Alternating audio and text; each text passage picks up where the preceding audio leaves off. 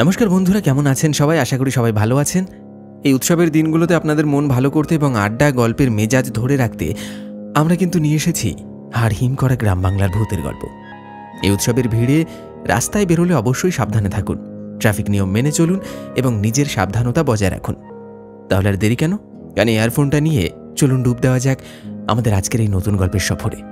আজ আপনি শুনতে চলেছেন লেখক অনির্বাণ সাঁতরার কলমে গ্রাম বাংলার ভূতের গল্প হিজল দিঘির ভয়। গল্পের পোস্টারটি ডিজাইন করেছে চিত্রায়ন। শুরু হচ্ছে হিজল দিঘির ভয়।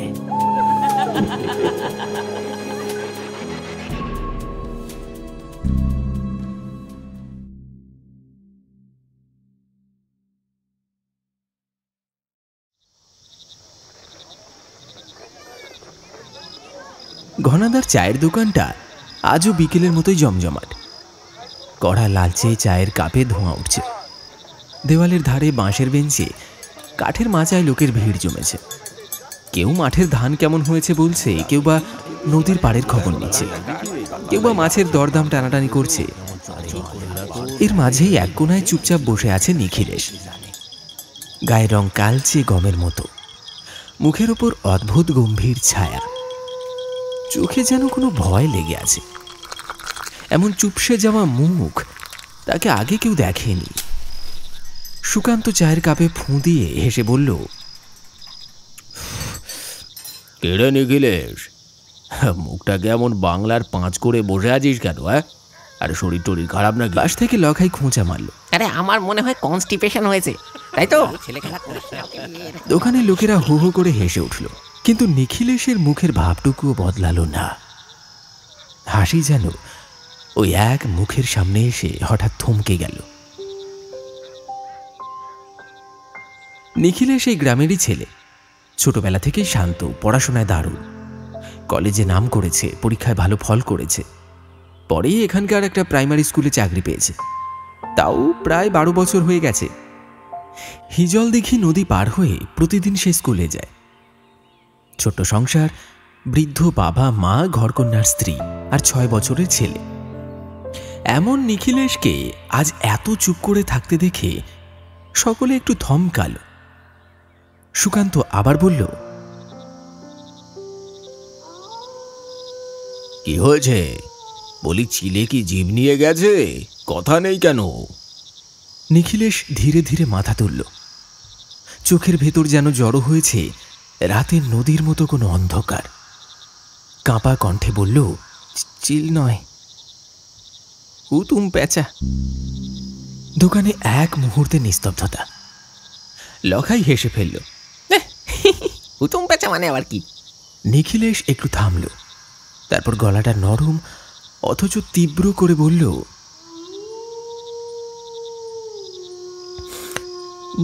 তোমরা কেউ কখনো হুতুম পেঁচাকে দেখে ভয় পেয়েছ? চারদিক তাকিয়ে সবাই ঘাড় নাড়ল। না, পেঁচা দেখে কে ভয় পায়?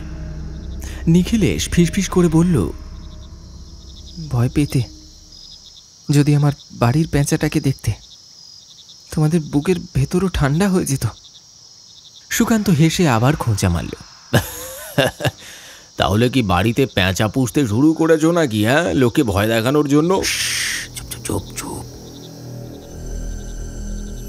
নিখিলেশ সঙ্গে সঙ্গে ঠোঁটে আঙুল রেখে সবাইকে চুপ করিয়ে দিল। স্বরটা যেন হঠাৎ অদ্ভুত কাঁপা আর গভীর। আমি পুষি না, ওই আমাকে পুষছে। এই কথায় মুহূর্তে চায়ের দোকানের সবকটা হাসি থেমে গেল। সুকান্ত আরেকটু নরম হয়ে বলল, কি হয়েছে বলো তো নিখিলেশ?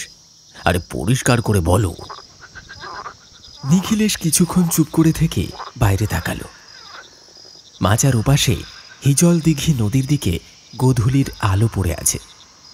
নদী বয়ে যাচ্ছে ধীর শব্দে। পূব আকাশে খয়েরি রঙের মধ্যে এক টুকরো পূর্ণিমার চাঁদ ধীরে ধীরে বড় হচ্ছে। হঠাৎ দূরের গাছপালার ভেতর থেকে একবার গম্ভীর ডাক ভেসে এলো, হুতুম পেঁচা।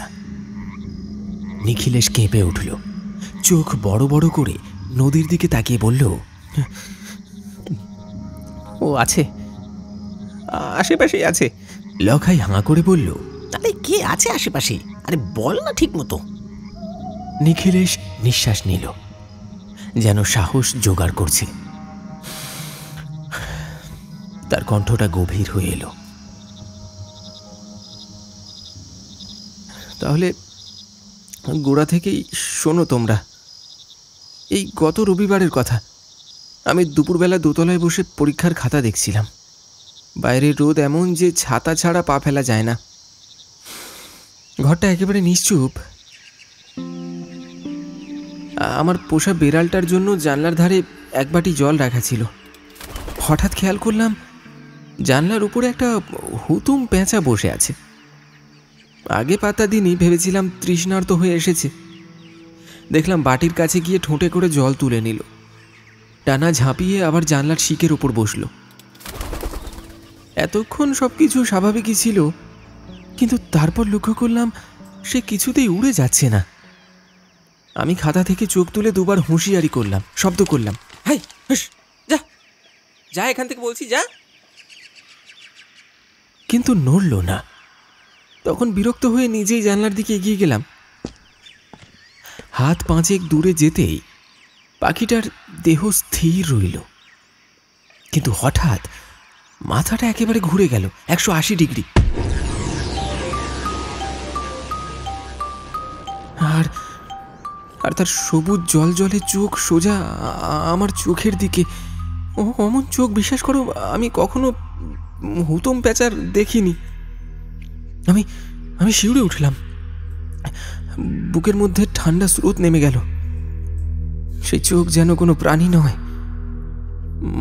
মানুষের বা পিশাচের ক্রোধ।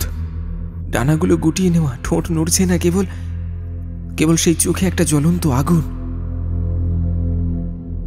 আমার পা দুটো হঠাৎ থমকে গেল। মনে হলো একটা শূন্যতা আমাকে টেনে ধরছে। কি যেন অদ্ভুত, কেমন লাশের মতো নিষ্পন্দ অথচ জীবন্ত দৃষ্টি। আমি আমি আর এগোতে পারলাম না। সরে এসে আবার খাতার দিকে চোখ নামালাম। ভেতরে ভেতরে কাঁপছিলাম।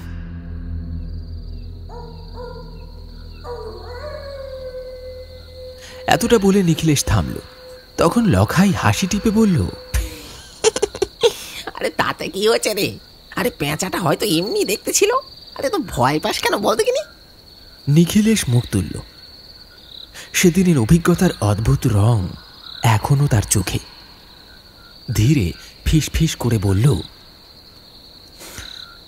ভয় পাবার কারণ আছে ভাই। কারণ ঘটনাটা যদি সেখানেই শেষ হয়ে যেত। সে থেমে গেল। দোকানের ভেতর নিস্তব্ধতা নেমে এলো। চায়ের কাপে ধোয়া ঠান্ডা হয়ে এলো যেন। হাওয়ার সঙ্গে দূরের গাছ থেকে আবার শোনা গেল সেই হুতুম প্যাঁচার ডাক, দীর্ঘ, গভীর আর অস্বস্তিকর। সবাই নিঃশব্দে নিখিলেশের মুখের দিকে তাকিয়ে রইল। নিখিলেশ থেমে গিয়ে নিঃশ্বাস নিল, যেন ভেতরের অদৃশ্য কাঁপুনি সামলাতে চাইছে। তারপর ধীরে ধীরে বলতে শুরু করল, সেদিন খাতা দেখার বড় চাপ ছিল। পরীক্ষার পর ক্লাসের দুটো বিষয়ের সব খাতা আমাকেই দেখতে হচ্ছিল। পরদিন সকালে হেড স্যারের কাছে জমা দিতে হবে। বাড়তি কাজের চাপ মাথায় ঘুরছিল, তাই সেদিন রাতে দোতলার ঘরে একাই বসে খাতা দেখতে লাগলাম। স্ত্রীকে বলেছিলাম খাওয়া দাওয়া সেরে শুয়ে পড়তে, আর রামহরি যেন আমার খাবারটা উপরে দিয়ে যায়।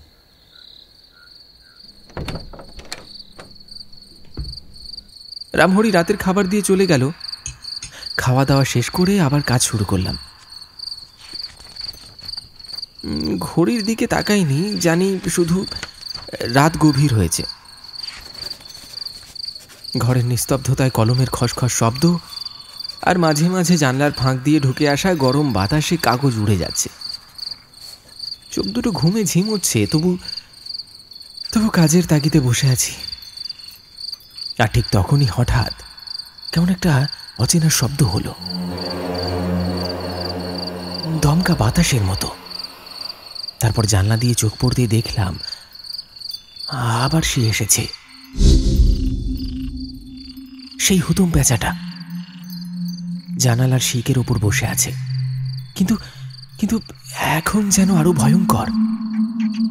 আগের চেয়ে অনেক বড় লাগছে তাকে। তার তার দুই চোখ অদ্ভুত সবুজ আলোয় জ্বলছে, যেন জোড়া জোনাকি একসঙ্গে উজ্জ্বল হয়েছে। ডানা গুটিয়ে রেখেছে, অথচ মনে হচ্ছে বুক ফুলে উঠছে। জানালার বাইরে আকাশ অন্ধকারে গাঢ়। অনেক দূরে বাজের ঝলকানিতে পাখির গায়ের পালক যেন কাঁটার মতো খাড়া হয়ে উঠছে। তবে প্রথমে ভয়ের চেয়ে বিরক্তিটাই বেশি হলো। মাথাটা গরম ছিল, দিনের পর দিন কাজের চাপ, রাত জাগা, মাথা ব্যথা, তার উপরেই পেঁচা এসে বারবার ডিস্টার্ব করছে, যেন ধৈর্য শেষ করে দিচ্ছিল। আর হঠাৎ দেখি ও শুধু জানালায় নয়, অদ্ভুত সাহস নিয়ে ঘরের ভেতর ঢুকে এলো। একেবারে নীরবে, পায়ের কোনো শব্দ নেই, ডানার ঝটপটানি নেই, কিন্তু কিন্তু নিঃশব্দে ঘরের মেঝের উপর হেঁটে বেড়াতে লাগলো। ভয়ের জায়গায় হঠাৎ রাগ এসে গেল। হাতের কাছেই একটা মোটা বাঁধানো বই ছিল, মাঝারি সাইজের। আর কিছু ভাবিনি, বইটা সোজা ছুঁড়ে মারলাম ওর দিকে। দৃশ্যটা এখনো চোখে লেগে আছে। আঘাত লেগে পেঁচাটা একটা বিকট আর্তনাদ ছাড়ল। অদ্ভুত, যেন পশুর চিৎকার আর মানুষের দীর্ঘশ্বাস একসঙ্গে। মুহূর্তেই তার ডানাগুলো ছড়িয়ে গেল। দু চারটে পালক ছিটকে পড়ল মেঝেতে। তারপর ধপ করে নিস্তব্ধ হয়ে গেল সবকিছু। ঘরের মাঝখানে পড়ে রইল একটা নিথর পেঁচা। দোকানের ভেতর নিস্তব্ধতা নেমে এলো। লখাই যেন গিলে ফেলল লালা। তারপর ফিসফিসিয়ে জিজ্ঞেস করল, তারপর? নিখিলেশ গলাটা খাঁকারি দিল। তারপর কি আর করব বলো? গভীর রাত, বাড়ির সকলে ঘুমোচ্ছে। আমার বুক ধরফর করছিল, তবু হুঁশ হারাইনি। একটা পুরনো খবরের কাগজে পেঁচার দেহটা জড়িয়ে নিলাম।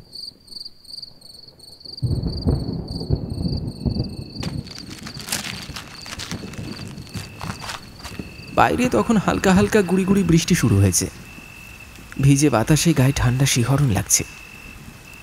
বাড়ির পেছনে আমাদের পুরনো তেঁতুল গাছ আছে একটা। কোদাল দিয়ে মাটি খুঁড়লাম। বৃষ্টির মধ্যে কাদা ঠেলে, মাটি ঠেলে দেহটা সেখানে পুঁতে এলাম। আমার হাত কাঁপছিল, বুক ধরফর করছিল, কিন্তু কোনোভাবে কাজটা সেরে ফিরে এলাম। জামা কাপড় ভিজে একেবারে একাকার।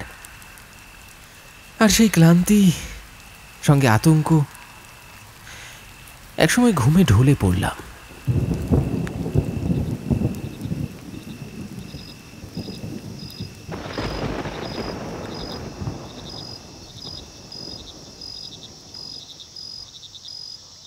নিখিলেশ এবার একটু থামল। তার মুখ শুকিয়ে গেছে। বাইরে কোথাও হুতম পেঁচা আবার ডাকল। তারপর আবার বলল, পরদিন ছিল স্কুল। দুপুরের টিফিন টাইমে লোডশেডিং ছিল। গরমে নাভিশ্বাস। আমি আর ভবেশবাবু পিছনের বাগানে চলে গেলাম। ওখানে একটা ছোট পুকুরের ধারে সামান্য হালকা হাওয়া পাওয়া যায়। বসে বসে গল্প করতে করতে টিফিন খাচ্ছিলাম। হঠাৎ খাওয়ার ফাঁকে আমার নজর পড়ল ভবেশবাবুর পেছনের আম গাছটার দিকে। পাতার ফাঁক দিয়ে যেন দুটো সবুজ রঙের উজ্জ্বল চোখ জ্বলছে। ঠিক আগের রাতের দেখা সেই চোখ। আমার বুকের ভেতরটা হিম হয়ে গেল। সঙ্গে সঙ্গে একটা অদ্ভুত গন্ধ নাকে এসে লাগলো। বাসি পচা, যেন স্যাঁতস্যাঁতে মৃতদেহের গন্ধ। আমার গাটা গুলিয়ে উঠল। আমি বারবার শুঁকে দেখার চেষ্টা করলাম গন্ধটা কোথা থেকে আসছে। ভবেশবাবুকে বললাম, আচ্ছা, আপনি কি কোনো গন্ধ পাচ্ছেন? সে হেসে বলল, কই না তো, দিব্যি আছে। সে দিব্যি নিজের টিফিনটা শেষ করল। আমি আর মুখে কিছু তুলতে পারলাম না। আর সেই দিনই শেষ পিরিয়ডের পর হঠাৎ বিপত্তি ঘটল। ভবেশ মাস্টার সোজা ক্লাসেই অদ্ভুতভাবে কুঁকড়ে গেলেন। একের পর এক বমি শুরু হলো। ভয়ঙ্কর গলায় গভীর থেকে রক্ত মিশে উঠে আসছে খাবার। চোখ উল্টে যাচ্ছিল, শরীর কাঁপছিল। সবাই ছুটে গেল সাহায্য করতে। তড়িঘড়ি ডাক্তারের কাছে নিয়ে যাওয়ার চেষ্টা হলো, কিন্তু কিন্তু পথে হাসপাতালে পৌঁছানোর আগেই শেষ নিঃশ্বাস পড়ল ভবেশ মাস্টারের। মুহূর্তের মধ্যে মানুষটা চলে গেলেন।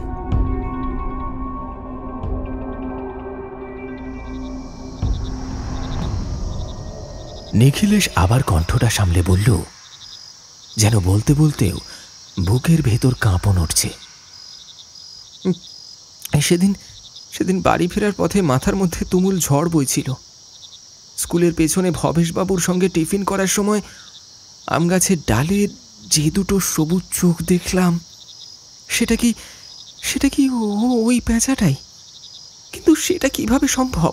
আমি কেন তাকে বারবার দেখছি? আমি তো তাকে নিজের হাতে মেরে পুঁতে এলাম। নাকি আমারই ভুল হচ্ছে? মাথাটা ঝনঝন করছিল, তবু কাউকে কিছু বলিনি। বাড়ি ফিরে গিয়ে গিন্নির কাছে মুখ খুললাম না, সে ভয় পেয়ে যাবে, চিন্তা করবে তাই। কিন্তু ভেতরে ভেতরে স্থির করলাম আজ রাতেই ব্যাপারটা পরীক্ষা করব। রাতে খাওয়া দাওয়া শেষে গিন্নিকে বললাম, বুঝলে, আজও উপরের ঘরে কাজ আছে, আমাকে ডাকতে হবে না। গিন্নি কিছুই বুঝল না, আপত্তিও করল না। আমি আবার আগের মতো দোতলার সেই ঘরে একা বসলাম।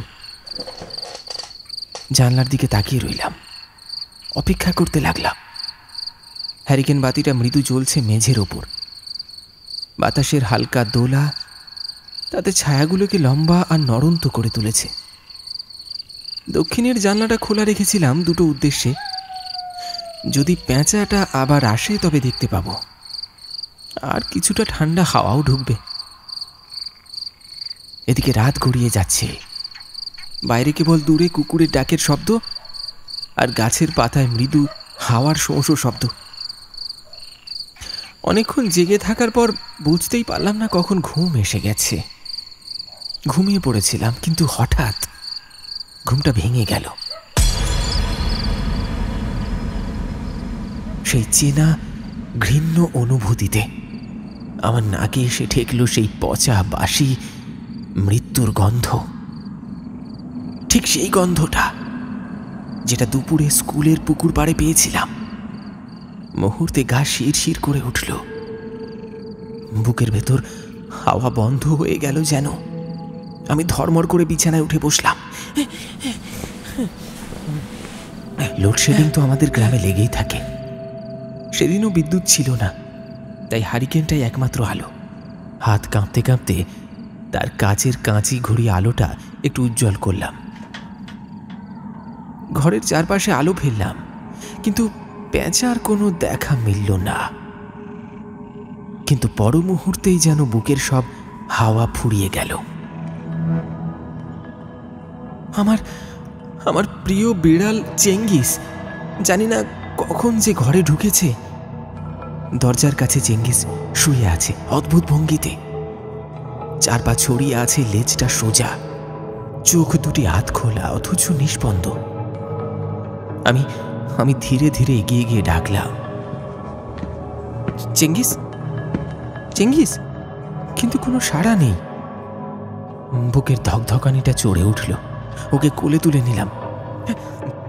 চেঙ্গিস, শরীরটা কাঠের মতো শক্ত, নিঃশ্বাস নেই, কোনো উষ্ণতা নেই। আমার বুকটা হু হু করে উঠল, গলা শুকিয়ে কাঠ। আর তখনই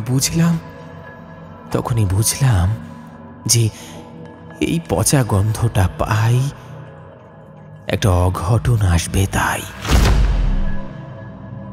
প্রথমে ভবেশবাবু, আর এখন আমার চেঙ্গিস। ঠিক তখনই নিস্তব্ধ ঘরটা ছিঁড়ে এক ভয়ঙ্কর শব্দ কানে এসে বাজল।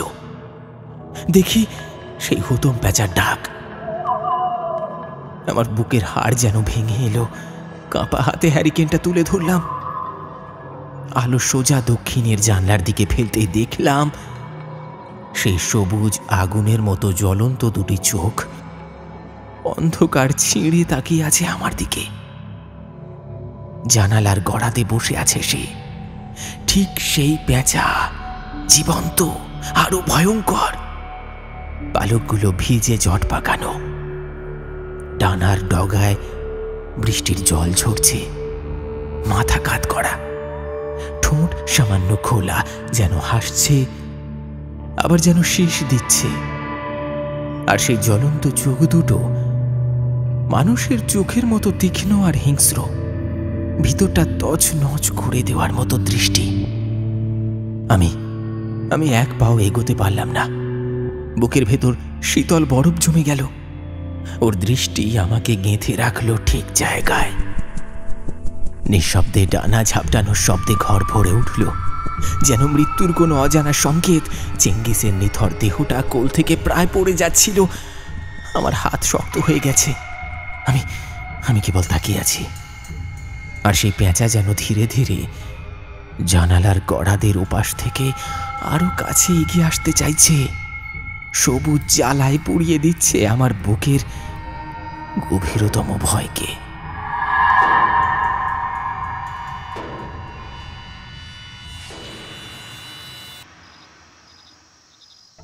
সেই রাতটা কেমন করে কেটেছে তা তোমাদের বোঝাতে পারবো না। আমি ঘরে বসে যেন পাথর হয়ে গিয়েছিলাম। পেঁচাটা সারা রাত জানলার গড়াদের ওপর নিষ্পন্দ হয়ে বসেছিল। কেবল মাঝে মাঝে সেই জ্বলন্ত সবুজ চোখে আলো ফেলছিল। আমিও তার চোখের দিকে তাকিয়ে জমেছিলাম। শরীর যেন কারোর অদৃশ্য শক্তিতে বেঁধে ফেলেছিল, এক চুল নড়তে পারিনি। বুকের ভেতর কেবল ধকধকানি আর ঘরের নিস্তব্ধতা। কোনোভাবে সময় গড়িয়ে গেল। ভোরের আলো ফোটার ঠিক আগে, পাখিরা ডাকাডাকি শুরু করার আগ মুহূর্তে ও ডানা মেলে এক ঝটকায় উড়ে চলে গেল। রেখে গেল একটা শীতল খালি ঘর। কিন্তু সেই দিন থেকে আমি বুঝলাম আমার ভেতরে এক অদ্ভুত পরিবর্তন শুরু হয়েছে। কোথা থেকে যেন এক অদৃশ্য দুশ্চিন্তা চারপাশে জাল ফেলল। সবসময় মনে হয় কখন সেই গন্ধটা আবার নাকে আসে। কারণ একটা জিনিস স্পষ্ট বুঝে গেছি, ওই পচা বাসি মৃত্যুর গন্ধ মানেই কোনো না কোনো প্রাণের শেষের ঘোষণা। দিন পেরোতে না পেরোতেই নিশ্চিত মৃত্যু এসে পড়ে। এই তো সেদিনের ঘটনা। আমাদের গায়ের ভোলানাথ পুরোহিত এলেন আমার বাড়িতে সত্যনারায়ণ পুজো করতে সন্ধেবেলায়। তখন বাড়ির আঙিনায় তুলসী মঞ্চের সামনে সবাই পুজোর আয়োজন নিয়ে ব্যস্ত ছিল। শঙ্খ বাজছে, ধূপ ধুনোর গন্ধে চারিদিক ভরে গেছে। আমি পুজোর ভিড়ের পেছনে দাঁড়িয়েছিলাম। হঠাৎ এক ঝলক সেই গন্ধ, সেই ভয়ঙ্কর পরিচিত পচা গন্ধ আমার নাকে এসে লাগলো। মুহূর্তে আমার বুকের ভেতরটা বরফ হয়ে গেল। হাত পা ঠকঠক করে কাঁপতে লাগলো। বুঝে গেলাম কোনো অনিষ্ট আসছে, কিন্তু কিছু বললাম না কাউকে। পুজোটা ভালোভাবে শেষ হলো। সবাই হাসি মুখে প্রসাদ খেলো। কোনো বিপদ হলো না। তখন মনে হলো হয়তো ভুল করেছি, কিন্তু ভুল করিনি। এইবার অঘটনটা ঘটল চোখের আড়ালে। পরদিন সকালে খবর এলো ভোলানাথ পুরোহিতের দেহ পাওয়া গেছে নলখাগড়ার বনে ছিন্ন ভিন্ন অবস্থায়। গত সন্ধ্যায় পুজো সেরে একা ফিরছিলেন। তখনই বোধহয় হঠাৎ একদল পাগল শেয়াল তাকে ঘিরে ধরে টেনে নিয়ে যায় জঙ্গলের গভীরে। যখন খোঁজাখুঁজি শুরু হয় তখন পাওয়া যায় তার নিথর ছিন্ন ভিন্ন শরীরটা। সেই থেকে আমার বুকের ভেতর কেমন একটা শূন্যতা জমে আছে। আমি বুঝে গেছি যে গন্ধটা পাই সে গন্ধ আসলে মৃত্যুর আগমন বার্তা। কেউ যেন আগে থেকে আমাকে দেখিয়ে দেয়। আর সেই সবুজ চোখের পেঁচা, সে কি তবে কোনো মৃত আত্মা? মানুষের মতোই কি আটকে পড়েছে ইহলোক আর পরলোকের মাঝখানে? সেই কি আমাকে এইসব জানিয়ে যাচ্ছে, নাকি নাকি অভিশাপের মতো লেগে আছে আমার জীবনে? জানি না, জানি না, শুধু জানি এখন আর ঘরের বাইরে পা ফেলতেও ভয় লাগে। অন্ধকার দেখলেই বুকের মধ্যে হিম বাতাস জমে ওঠে। মনে হয় ঠিক আমার কাঁধের ওপরেই কোথাও সে বসে আছে, সবুজ চোখে তাকিয়ে আছে।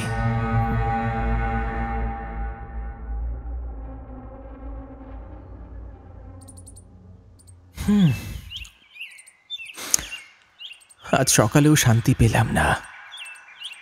স্কুলে যাওয়ার জন্য পোশাক পরছিলাম, গিন্নি ব্যাগ গুছিয়ে দিচ্ছে, ছেলে দাওয়ায় বসে খেলছে। শুনতে পেলাম সেই ডানা ঝাপটানোর বিরক্তিকর আর ভয়াবহ শব্দটা। হঠাৎ যেন পিঠের উপর দিয়ে বরফের হিমেল ছোঁয়া বয়ে গেল, এক অদৃশ্য স্রোত, যার সঙ্গে সঙ্গে আমার বুকটা জমিয়ে দিল। মাথার চুল আঁচড়াচ্ছিলাম, হঠাৎ থেমে গেলাম।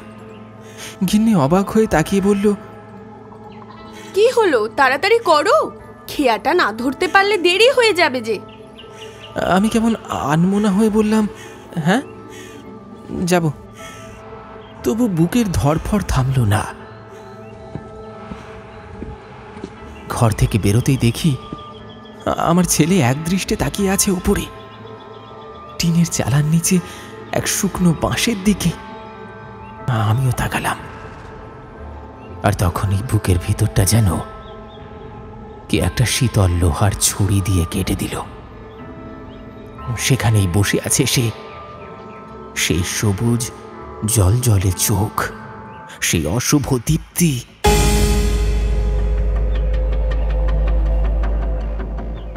আগুনের মতো, কিন্তু তাতে কোনো উষ্ণতা নেই, আছে কেবল মৃত্যু। চোখের পলকে ছুটে গেলাম ছেলের কাছে। ও কে রে শান্ত, কি করছিস তুই? ছেলেকে কোলে তুলে নিয়ে দৌড়ে এলাম গিন্নির কাছে।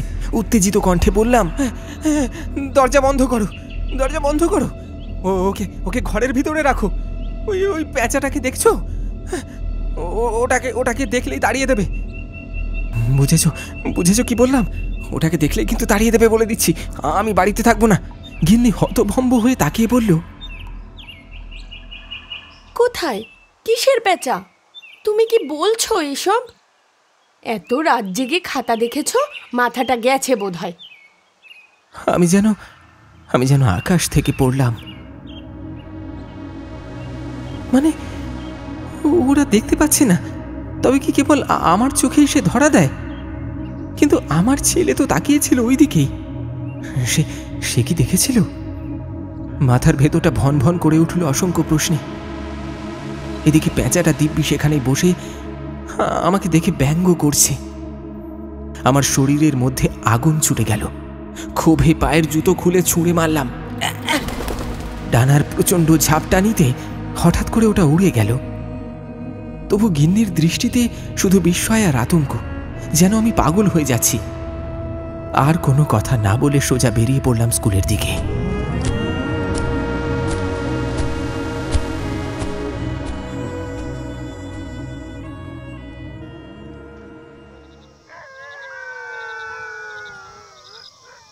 এখানেই নিখিলেশ থামল। দোকানের ভেতরে তখন নীরবতা। সুকান্ত ধীরে ধীরে বলল, দেখো নিখিলেশ, আমার মনে হয় তুমি ভুল দেখেছ। রাত জেগে কাজ, মাথার চাপ, ক্লান্তি, তখন অনেক ভ্রম হয়। এই গ্রামে পেঁচা তো আছেই, হয়তো অন্য একটা একই রকম দেখতে পেঁচা রয়েছে। লখাইও যোগ করল, হ্যাঁ দাদা, আমি তো বলি চোখের ভুল না হলে মনের ভুল হবে। মাথার চাপ পড়লে এমন দেখাই যায়। সবাই তাকে শান্ত করানোর চেষ্টা করছে, কিন্তু নিখিলেশের চোখে সেই অদ্ভুত আতঙ্কটা যেন আরো গভীর হচ্ছে। আর ঠিক তখনই হঠাৎ একটা দমকা শব্দে দোকানের নিস্তব্ধতা ভেঙে গেল। কপাটের ফাঁক দিয়ে ছুটে এলো রামহরি। হাঁপাতে হাঁপাতে প্রায় ভেঙে পড়ল, গলা শুকনো অথচ চিৎকার ফেটে পড়ছে। দাদাবাবু, আপনি এখানে? আমি জানতাম আপনি এখানে থাকবেন। এই ভর সন্ধিবেলায় আপনারে খুঁজছি, আমি খুঁজে মরছি। শিগগিরই চলুন দাদাবাবু। আপনার ছেলেটা কেমন যেন শ্বাসকষ্ট উঠেছে, সব উল্টে যাচ্ছে একেবারে। চলুন, তাড়াতাড়ি চলুন। দোকানের ভেতর পাথরের মতো নীরবতা নেমে এলো। সবার মুখ থমকে গেল। নিখিলেশের বুকের ভেতর যেন তীব্র ঝড় বয়ে গেল। বিশ্বটা হঠাৎ দুলে উঠল। সুকান্ত উঠে দাঁড়াতে যাচ্ছিল, এমনই সময় ঘটল আরেকটা কাণ্ড, যেটার আশঙ্কা নিখিলেশের রক্তে রক্তে। হঠাৎই দরজার বাইরে এক ঝড়ের মতো ডানা ঝাপটানোর শব্দ হলো। এত কাছে যে মনে হলো বাতাস ছিঁড়ে যাচ্ছে। এক নিঃশব্দ মুহূর্তের পরেই কোনো সতর্কতা ছাড়া দোকানের কড়ি কাঠের ফাঁক পেরিয়ে একটা বিশাল ছায়া উড়ে ঢুকে পড়ল ঘরের মধ্যে। চায়ের কাপের ধোঁয়া কেঁপে উঠল। লণ্ঠনের আলো নড়ে উঠল, যেটা কাঠের টেবিলের ওপর ছিল। কাঠের টেবিলটার উপরেই ভারী শব্দে বসে পড়ল একটা কুৎসিত হুতম পেঁচা। গায়ে ভেজা পালক, কাদা মাটি লেগে আছে। মুখে অদ্ভুত বেঁকে থাকা ঠোঁট আর চোখ। সেই সবুজ আলো এখন সবার চোখের সামনে। কেবল নিখিলেশ নয়, দোকানে উপস্থিত প্রতিটি মানুষ স্পষ্ট দেখতে পাচ্ছে তাকে। নিঃশব্দে সে মাথা কাত করে তাকিয়ে আছে নিখিলেশের দিকে। হাওয়াটা এক নিমেষে ভারী আর ঠান্ডা হয়ে গেল। কারো গলা দিয়ে শব্দ বেরোল না। হঠাৎই নিখিলেশ যেন নিজের সব ভয়কে একসঙ্গে ভেঙে ফেলল। আর এক মুহূর্ত নয়, সে টেবিলের ধার থেকে ঝট করে উঠে দাঁড়ালো। চায়ের কাপ উল্টে পড়ল, ধোঁয়া উড়ল, আর সে পাগলের মতো দৌড়ে বেরিয়ে গেল দোকান থেকে। পেছনে নিস্তব্ধ জমাটবদ্ধ মানুষগুলো, আর টেবিলের ওপর সবুজ জ্বলন্ত চোখওয়ালা সেই পেঁচা নিথর হয়ে তাকিয়ে রইল তার পেছনে। কেউ কিছু বলল না। শুধু একবার বাতাসে ভেসে এলো সেই ভয়ঙ্কর ফরফরানি শব্দ আর পচা শ্বাসরুদ্ধ করা গন্ধ।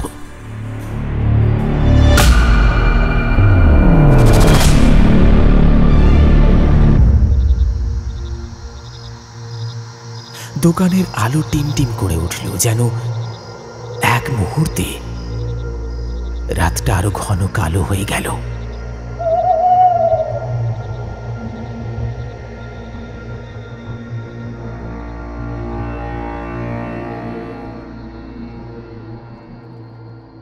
শুনলেন হিজল দিঘির ভয়।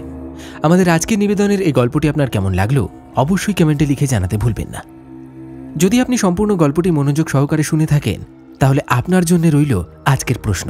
আচ্ছা বলুন তো, আমাদের আজকের গল্পে নিখিলেশের পোষা বিড়ালটার নাম কি ছিল? প্রশ্নের সঠিক উত্তর আপনার নামের সঙ্গে কমেন্ট বক্সে লিখে জানান। যারা সঠিক উত্তর দেবেন তাদের নাম আগামী গল্পে ঘোষণা করা হবে। একবার চলুন দেখে নিই আমাদের গত এপিসোডে কারা কারা নিজের নাম লিখে কমেন্ট করেছিলেন। আমাদের গত এপিসোডে নাম লিখে কমেন্ট করেছিলেন মিলন দোলাই, স্বস্তিকা ভৌমিক, রেহান মামুন, মিঠুন, বিনোদ জয়সওয়াল, মিতুশ্রী চৌধুরী, বাপন মণ্ডল, বর্ণালী, মানস জানা, গোচরণ, গুলশান, রাজকুমার গোস্বামী, সৌভিক, বিট্টু মোল্লা, অভিজিৎ নাথ এবং মেহেদি হাসান। শেষ করছি আমাদের আজকের এপিসোড। আবার দেখা হবে নতুন একটি টান টান উত্তেজনায় পরিপূর্ণ ভূতের গল্পের সাথে আগামী এপিসোডে।